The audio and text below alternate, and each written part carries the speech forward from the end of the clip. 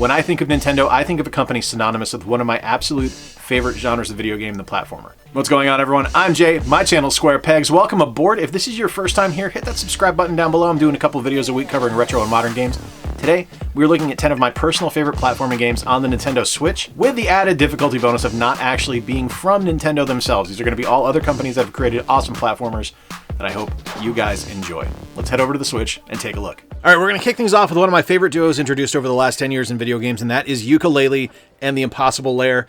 I am one of the people that actually really enjoyed the original Yooka-laylee release, but I won't lie to you, Impossible Lair pluses that in nearly every single way. So this is basically Playtonic's love letter to Donkey Kong Country. That's what it feels like to me. This feels like a classic 2D platformer from the days of the SNES that was just lost and just happened to be found in 2019 and brought forward for us to enjoy on our modern day consoles. And the real interesting thing about this game, it isn't just a normal kind of progression as you go through like most 2D platformers are.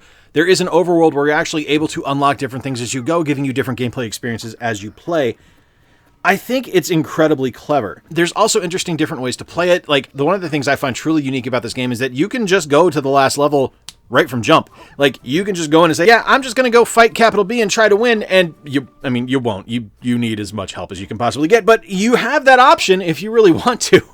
I just wouldn't suggest it. So yeah, Yooka-laylee and the Impossible Lair, one of my favorite platformers on the system. Adorable character designs, fantastic gameplay throughout. I love Yooka-laylee and the Impossible Lair. All right, next up is probably the game that is most responsible over the last 10 years for getting me really into independent gaming, and that is Shovel Knight Treasure Trove. I first discovered Shovel Knight on the 3DS back in 2016 or 2017, I want to say, and I loved it. I thought it was an absolutely brilliant game, and the kind of lore behind it and the history behind the game and what they were able to do with it and kind of able to create based on what they promised in their Kickstarter and really taxing themselves and really pushing themselves to the limit of what they're able to do was really inspiring, and the fact that they were able to create just an unbelievable game like they did is just astonishing to me. It's an unbelievably brutal game, but even with that difficulty there, it's something where you're going to want to keep going back to it to keep moving forward through the game to actually complete Shovel Knight's story, and that's before you even look at everything else that's tossed in with the Treasure Trove edition with all the different knights that you're able to play as, the different game modes that have been added. It's truly a love letter to classic gaming, and it is one of the finest games that I have played in the last 10 years. If I was probably doing a decade ranking for the 2010s, Shovel Knight Treasure Trove would be right near the top for me. It's that good. Not to be ignored either is Flinthook. Now, this is a game I've talked about repeatedly in the past on the channel, and Flinthook is just chaos incarnate. Like, so first off, it's a roguelike platformer. The levels are going to change every time you play it. You're never going to get the same thing twice in a row. The unlockables and the power-ups you're able to acquire are going to be changing every time you play. But the gameplay itself is just absolutely brilliant. You play as Flinthook. You have your grappling hook, your pistol, and your slow down ability, and you're able to go, pass through different lasers and time your shots and fight your way through these just endless waves of enemies in creative level designs and creative gameplay experiences that change every time you play it. Like, I'm a big roguelike fan anyway, and being able to play a game that is as inherently charming as Flinthook is, as well as being as unbelievably quality as Flinthook is a treat. I love the design of the game. I love the visual aesthetics that it provides. I love the way it plays. I really do love everything about this, and it has one of the absolute best intros ever recorded for a video game. I am not going to play it here because I think you deserve the treat of feasting your eyes on it in person. It's that good.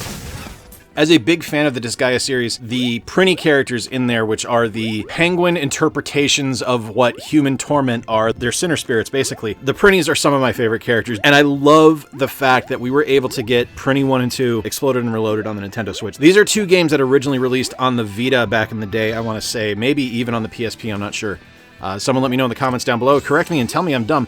But these games are again, brutally difficult. You get 999 lives for a reason. You're going to use a lot of them.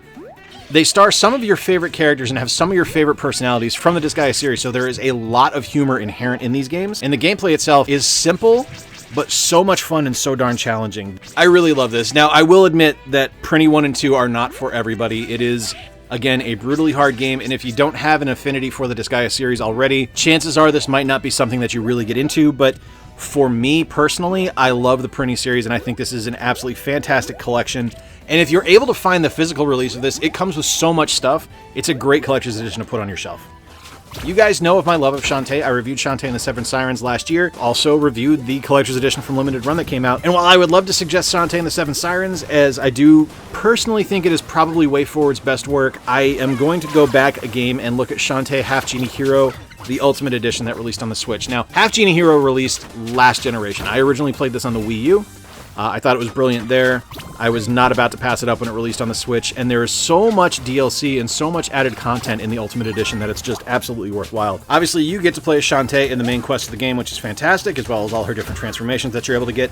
You're also able to conquer Sequin Land as Risky Boots. You can switch between Sky, Bolo, and Roddy Tops in the Friends to the End adventure, and play as Ninja Shantae. So there's a ton of stuff tossed in here, and yes, a lot of it is going through the same levels over and over again, but I'm not going to lie to you, it's just such a charming game and so much fun to play that Shantae HalfGenie Hero Ultimate Edition is absolutely worth picking up. I love this game. It is one of my favorites released. I really love everything WayForward does just because there's so much heart and soul put into it, and they clearly love the character of Shantae and the world she inhabits. And there's so much care and so much detail put into it that I think if you haven't played one, this is probably the perfect one to start with. I love Pirate's Curse. I love Seven Sirens, but I think HalfGenie Hero is the perfect mix between the two for you to determine whether or not you are going to be a fan of the Shantae series if you haven't played it before. This is a bit of a newer game. This released last year, and I picked this up on a whim just because I kind of liked the demo that was out, but I wasn't sure how the full game was going to play. And I'm going to be honest with you, Greek Memories of Azure is something that I find kind of remarkable because it's equal parts classic platforming as well as just brilliant storytelling. Like, the story is heavy. Like, there's a lot going on here. You play as a character trying to reunite with his family. His sister is missing. There is a war on and people are being displaced. And it's just, I mean, it's beautiful, right? Like, it's all hand-drawn. And I'm always going to be partial to games that are hand-drawn because I think that there's kind of a loss of that talent nowadays. And I think this is something where when I first played it, I was like, wow, this is really incredible. And the thing that really hooked me was there are certain characters that when you cut them down, they continue to move forward on you. And the animation sequence that happened for me when I first cut one of these slime characters down and they continued to crawl towards me with their arms rather than walking towards me just blew my mind. And that's great, but that's just for me because I'm an animation nerd. So from a gameplay perspective, I really like the fact that you're able to bounce between different characters. There's awesome puzzles throughout the game. The combat is very fast-paced, and you have to be thinking on your feet as you play because there's all kinds of obstacles that you're going to encounter, and the soundtrack is just gorgeous. Greek is really a brilliant game. I'm shocked it didn't get as much recognition last year as it did just because of how excellent it is, and I think it's something that more people really need to get eyes onto. All right, this is the most platformer on this list because that is the entirety of what the game is, and that is Super Hiking League DX. This game is so much fun. It is just pure, unbridled chaos from jump. Like, it is a head-to-head platforming competition where you are trying to get to the top of the platforms faster than your opponent. Now, whether that is the AI or whether you're playing against somebody else is irrelevant. The goal remains the same. That is what's going on here. Now, you are able to jump on your opponent. You are able to knock them out of the way, and the goal is to get to the top first and collect the final gem. Look, it's so ridiculously simple, and it looks so cartoony and so cute, but there is so much incredible gameplay wrapped up into this adorable package that, I mean, I just kept going back for hours because I enjoyed it so much. It's literally that good, and it's really an afterthought to pick up. Like, it's a $5 game. I can't stress that enough. This is such a dirt cheap game and such an inexpensive impulse buy that I love Super Hiking League. Like, if it was double the price, I would buy it, no brainer. At $5 out the door, like, it's just ridiculous to me. There's awesome physics, there's great gameplay, the environments are really good, the soundtrack is great. It's really the total package, and for like I said, for the price it's at, it's unbelievable. This is Steel Assault. This is another game from the company that made Flinthook, and I do like a lot of the work that Tribute Games does, so really shouldn't be a big surprise that this is also on here, but this is something that was very clearly inspired by Ninja Gaiden. And it feels like an updated version of that series and that game because there's just so much going on here. So it's all 2D platforming, fluid scrolling, fantastic moves, all kinds of different abilities that you're able to get, tons of different enemies and bosses that you're able to fight. It's gorgeous. The world is massive. It looks incredible. It sounds great. The gameplay with the zipline that you're actually able to use and kind of move around with, almost an additional portable platform that you're able to use from time to time, as well as a weapon, as you see here in this boss fight that I'm showing right now. It's really just an unbelievable game. It is brutally difficult, don't get me wrong, but it is something I think that a lot of people kind of overlooked, kind of the same way with Flinthook, right? Like, this is something that I think a lot of people overlooked, and they just haven't given enough time to. I think Steel Assault is one of those sleeper hit games that in 10 years people are going to look back at and say, why did I know about this one? And they really should give it a shot. As much as I love the Mega Man series, and there are so many fantastic entries in the series, I fear a lot of people really overlooked Mega Man 11 because of the gears gameplay that was put into place here. The different systems where you're able to move faster or move slower based on the gears you have in play, I think turned a lot of people off, and I find that to be a shame because I think it added a lot to the gameplay. First off, the game is gorgeous, the sound is fantastic, it is classic Mega Man gameplay through and through, just with those added gear effects. I like the different power-ups in the game. I think it's a good challenge without being to the level of like the Mega Man 9s and the Mega Man 10s, which were just almost impossible to play because they were so hard. I think this is a good medium between the classic Mega Man releases and Mega Man 9 and 10.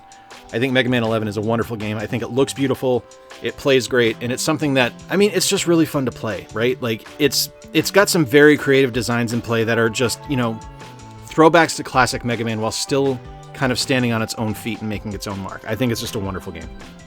All right, and finally for me is Cave Story Plus. Now, Cave Story has been kicking around for ages, and I'm really excited that we had a release on the Nintendo Switch because Cave Story Plus is a fantastic game. It's a very simple looking title, don't get me wrong, but there's so much in play here and so much happening that it's deceptively simple in its appearance because there's so much under the hood that it does perfectly. Like, it's just such a ridiculously polished game. Like, you can tell this is a one-man team that did this because there's such a deep sense of pride in the design motif and just the way the game plays to make sure it isn't a buggy mess. It's something that people are going to be able to play and enjoy, and there's so much done right in Cave Story. The story is intriguing, the gameplay is solid, challenging without being too hard, and when it does get too hard, you're able to keep working towards it to figure out how you need to get through different levels.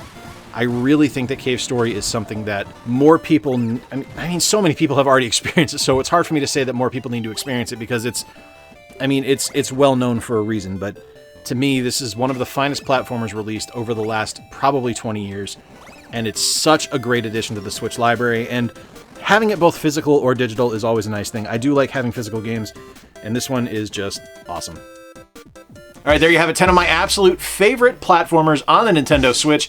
I think there's just so much to love here. I did this last month with my beat-em-ups, and I think this time there's not going to be any controversy here. I didn't toss in anything that couldn't be considered a platformer. I think they're all going to qualify, and I hope you guys enjoy the picks I had. Let me know in the comments down below what your favorite platformers are on the Switch, and I'm down to hear anything you have to say. If there are particular ones on the SNES, NES, Genesis, or N64 online servers that you think are just the epitome of 2D platformers, let me know. Please hit like, please subscribe if you're new around here, and hey, if you really dig the work I do, consider becoming a monthly Patreon sponsor like the awesome people you're seeing on screen right now. Patrons get access to videos early, they are ad-free, as well as being able to vote on future content on the channel and getting their name in at the end of the credits. And hey, if you really dig what I do, consider picking up some of our merchandise at squarepegsyt.com. Till next time, folks, I've been Jay. Appreciate you spending a little bit of time with me. Be sure to check out my videos up in the corners right now that are going to show you some other top 10 lists that I've done. Remember to play more games, stay square, and take care. I'll talk to you soon.